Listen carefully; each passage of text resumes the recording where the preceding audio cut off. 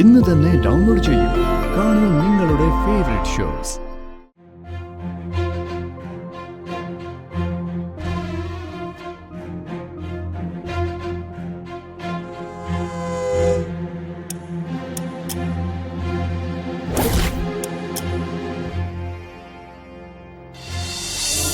അച്ഛനും അമ്മയും പങ്കെടുക്കാത്ത ഈ ചടങ്ങിനോട് എനിക്ക് ഒരു ഉത്സാഹവും തോന്നില്ല, ഒരു സന്തോഷവും തോന്നില്ല. അച്ഛനും അമ്മയും ഒരു കീറ് വെച്ചെറിഞ്ഞാൻ. അതെ, അതിഥികളോട് ചിരിച്ചും പറഞ്ഞ് ലോഹ്യം കാണിക്കേണ്ട വീട്ടമ്മയാ നീ. നിന്റെ ഓഞ്ഞ മുഖം ഇവിടെ കണ്ടേക്കരുത് കേട്ടാ. ആ പ്രകാശ, ഹലോ. ഹലോ. എന്തൊക്കെയുണ്ട്? ഞങ്ങള് വൈകി പോയി സുമിത്രേ. ഓ ഇല്ല ഏട്ടാ, ആ ചടങ്ങുകൾ ആരംഭിക്കാൻ പോകുന്നേ ഉള്ളൂ. വീടൊക്കെ നന്നായിട്ടുണ്ട് കേട്ടോ. വലിയ അലങ്കാരങ്ങളും സെറ്റപ്പുകളും ഒന്നും ഇല്ലെങ്കിലും സൂപ്പർ. എന്തിനാ അലങ്കാരങ്ങളും പുറം പൂച്ചുമൊക്കെ? ഒരു ചെറിയ കുടുംബത്തിന് മാന്യമായി കഴിയാനുള്ള എല്ലാ സൗകര്യങ്ങളും ഉണ്ടല്ലോ ഇവിടെ. എന്തായാലും ഇന്നത്തെ കാലത്ത് കുറച്ചുകൂടി ആർഭാടങ്ങളൊക്കെ വേണമായിരുന്നു സുചിത്രേ. പെട്ടെന്ന് പാലുകാച്ചൽ ചടങ്ങ് നിശ്ചയിച്ചേ, അതുകൊണ്ട് അലങ്കാരപ്പണികളൊക്കെ ഇനി ചെയ്യാനിരിക്കുന്നതേ ഉള്ളൂ. പ്രകാശേട്ടൻ വിദേശത്ത് പോയി കോടികളൊന്നും ഉണ്ടാക്കിയിട്ടില്ലല്ലോ, അതുകൊണ്ട് ഇതൊക്കെ മതി.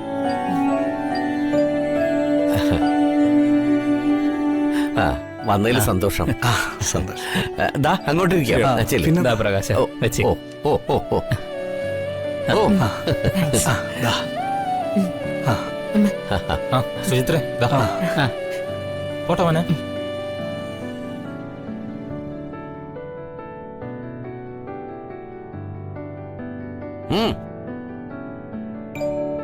ഇങ്ങോട്ട് താടി വേണേ.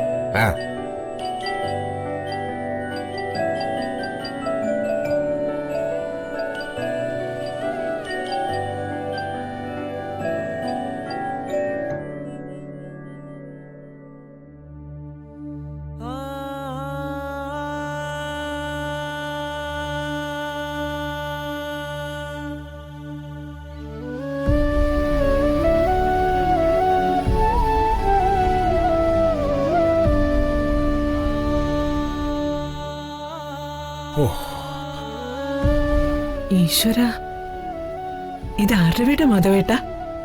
ഏതോ പണക്കാരനായ ഭാഗ്യവാന്റെ വീടായിരിക്കും. ആയിരിക്കും. എന്നാലും ആരായിരിക്കും ആ ഭാഗ്യവാൻ? അതൊന്നും നമ്മൾ അന്വേഷിക്കേണ്ട കാര്യമില്ല. നമ്മൾ നമ്മുടെ പണികൾ ചെയ്യുക. അപ്പം നിന്നാ പോരെ, കുഴി എണ്ണണോ?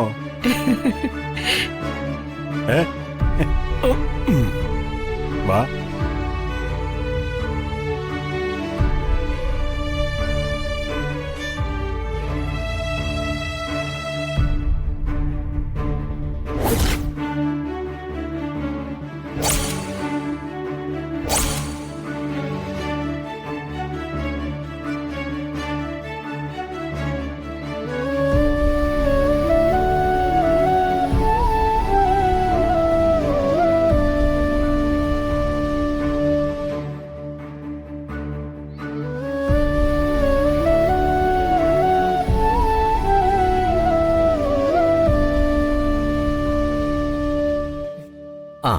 നീ പോയി ആ കാറ്ററിംഗ് സെക്ഷനിലൊക്കെ ഒന്ന് ശ്രദ്ധിക്കണം. അവര് കാര്യങ്ങളൊക്കെ ഭംഗിയായി ചെയ്യുന്നുണ്ടോ എന്ന് നോക്കണം. ചിലപ്പോ കുറുപ്പിന്റെ ആൾക്കാരും അവരുടെ കൂട്ടത്തിൽ കടന്നു കയറാൻ സാധ്യതയുണ്ട്.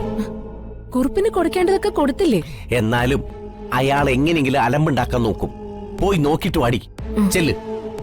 വീടൊക്കെ എങ്ങനെയുണ്ട്? നന്നായിട്ടുണ്ട്. മുകളിലൊക്കെ പോയി നോക്കിയായിരുന്നോ? മോളെ ചേച്ചി, ഞാൻ പോട്ടെ. മോളെ, മുഹൂർത്തം അടുക്കാറായി.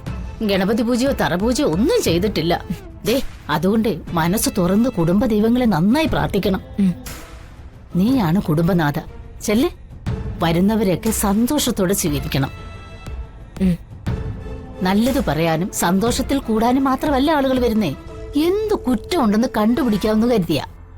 അമ്മ, അത് മോളെ, എനിക്കറിയാം നിന്റെ മനസ്സിൽ എന്താണെന്ന്. ഇപ്പൊ എല്ലാം മറക്കുക. ഒരു നല്ല കാര്യം നടക്കാൻ പോവാ ഇവിടെ. ചെല്ല്, എല്ലാ കാര്യങ്ങളും നോക്ക്. അമ്മേ, അമ്മയ്ക്ക് ഫോൺ. സുചിത്രയാ? നാൽക്കവല ജംഗ്ഷൻ എടുത്താ അവിടുന്ന് ഒരു 200 മീറ്റർ.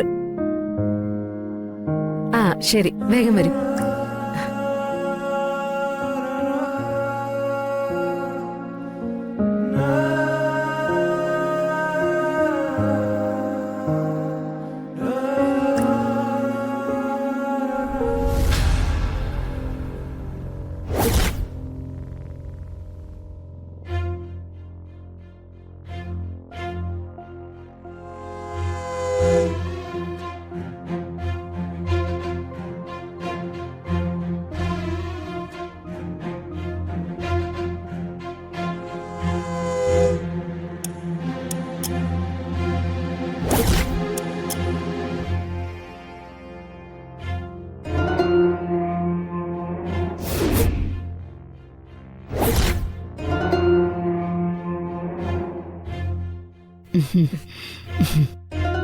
മോളെ, കാറ്ററിംഗ് സെക്ഷനൊക്കെ ശ്രദ്ധിച്ചോ മോളെ?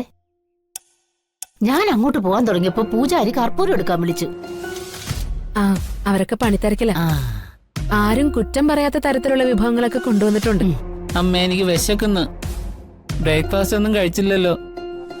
നീയെന്നല്ല, ആരും ഒന്നും കഴിച്ചിട്ടില്ല. എല്ലാരും വിശന്നിരിക്കുക. വിശന്നിട്ട് തല ചുറ്റുന്നു. കുറച്ച് പായസം എടുത്താ കൊതി വരുന്നു.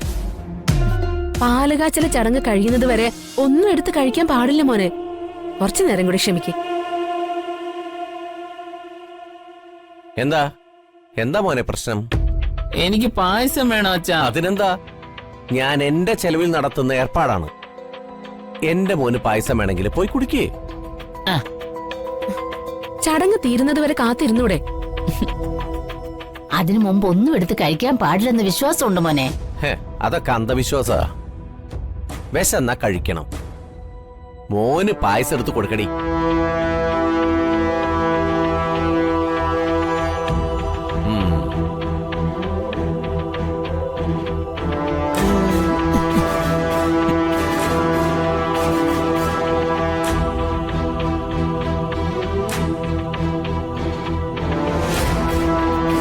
കുറച്ച് പായസം തരും. ശരി മോളെ.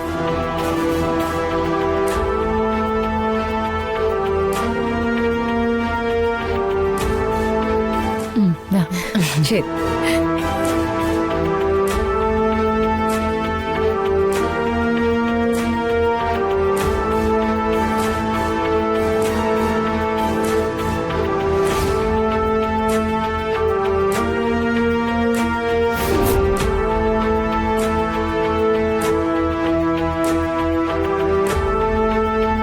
ഇതൊക്കെ പെട്ടെന്ന് തുറച്ചു വെച്ചോ.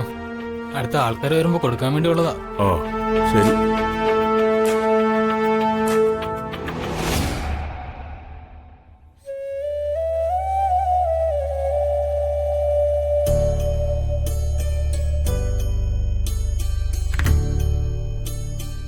മാനത്തെ കൊട്ടാ